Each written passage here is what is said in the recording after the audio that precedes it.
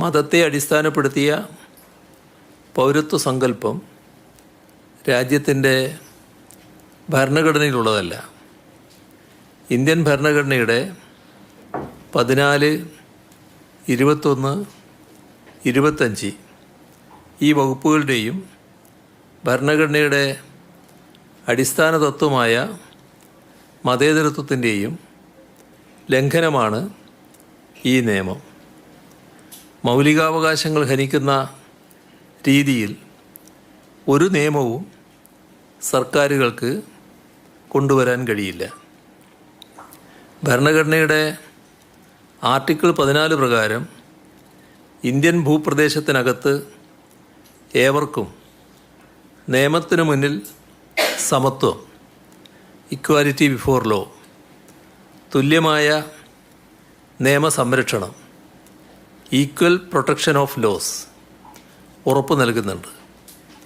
കുടിയേറ്റക്കാരെ മുസ്ലിങ്ങളെന്നും അല്ലാത്തവരെന്നും വിഭജിക്കുന്നതിലൂടെ ഇന്ത്യ എക്കാലവും ഉയർത്തിപ്പിടിക്കുന്ന ഭരണഘടനാ ധാർമ്മികതയ്ക്ക് വിരുദ്ധമായി മതപരമായ വിവേചനത്തെ മാക്കാൻ ശ്രമിക്കുകയാണ്.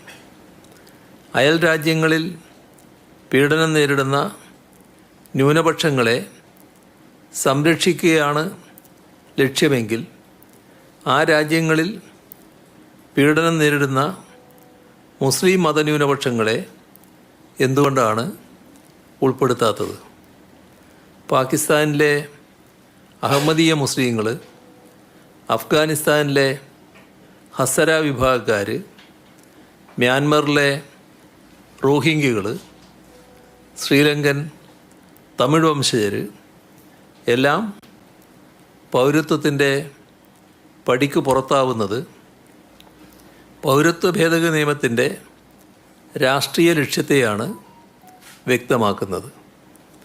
റോഹിംഗ്യൻ അഭയാർത്ഥികളെ ഇന്ത്യയിൽ നിന്ന് നാടുകടത്തണമെന്നാവശ്യപ്പെട്ട് കേന്ദ്ര സർക്കാർ സുപ്രീം കോടതിയിൽ പോയിട്ടുണ്ട് എന്നതുകൂടി ഈ ഘട്ടത്തിൽ ഓർക്കേണ്ടതാണ്. കുടിയേറിയ മുസ്ലിങ്ങളുടെ പൗരത്വത്തെ നിയമവിരുദ്ധമാക്കുകയാണ് CAAയുടെ യഥാർത്ഥ ലക്ഷ്യം. ബുദ്ധമതക്കാരും ഹിന്ദുക്കളും സിഖുകാരും ഒഴികെയുള്ള എല്ലാ നുഴഞ്ഞുകയറ്റക്കാരെയും രാജ്യത്തു നിന്ന് നീക്കം ചെയ്യുമെന്ന് പലവട്ടം കേന്ദ്ര ആഭ്യന്തരമന്ത്രി പ്രസ്താവിച്ചിട്ടുണ്ട്. NRC ബംഗാളിൽ മാത്രമല്ല ഇന്ത്യ മുഴുവൻ വ്യാപിപ്പിക്കുമെന്നും കഴിഞ്ഞ ലോക്സഭാ തെരഞ്ഞെടുപ്പ് സമയത്ത് അദ്ദേഹം പ്രഖ്യാപിച്ചു. 2019 നവംബർ 21-നും 2019 ഡിസംബർ 21-നും പാർലമെൻറ്റിൽ അമിത്ഷാ ഇക്കാര്യം ആവർത്തിക്കുകയുണ്ടായി. NRC രാജ്യം മുഴുവൻ വ്യാപിപ്പിക്കുമെന്നും ഒരു നുഴഞ്ഞുകയറ്റക്കാരനെയും വിടില്ലെന്നുമാണ് അന്ന് പറഞ്ഞത്.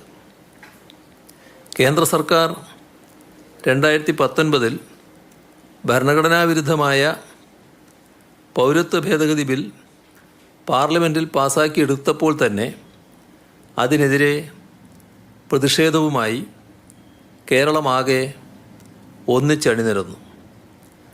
മതനിരപേക്ഷതയിൽ നിന്ന് വ്യതിചലിക്കുന്നത് ഭരണഘടനയുടെ അടിത്തറ തോണ്ടുന്നതിന് തുല്യമാണെന്ന് LDF സർക്കാർ അന്ന് വ്യക്തമാക്കി.